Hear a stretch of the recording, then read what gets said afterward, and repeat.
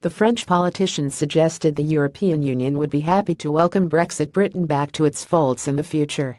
Speaking to the BBC, Ms. Loiseau said this is something that you may consider. You can take a decision one day and change your mind another day. It happens.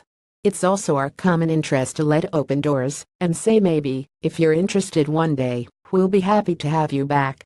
Ms. Loiseau said there has been a lack of sufficient progress during the Brexit talks. Ms. Loiseau lashed the UK for the failure to present detailed plans on the goals Brexit Britain wants to achieve from the divorce, especially in regards to the three issues the EU has recognized as a priority of the negotiations. She continued, for the time being, on the issues of the European citizens in the United Kingdom, the border with Ireland and the financial settlement, there has been no progress. Very little and not sufficient. The question is to have a moment where we can say there's sufficient progress, but there is no detailed position of the United Kingdom on none of the issues. There is sincerely the day-by-day discovery of the extent of work that has to be done to be able to properly separate from the European Union.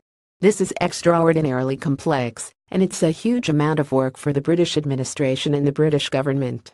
Ms. Loiseau's Brexit comments come after French President Emmanuel Macron launched his campaign to rebuild Europe during a speech in Paris.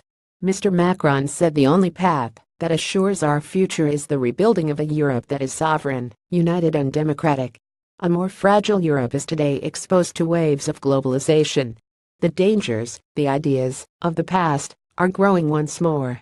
In an apparent dig to Brexit Britain, the French president warned against nations who are hunkering down in their own countries rather than embracing a reformed EU.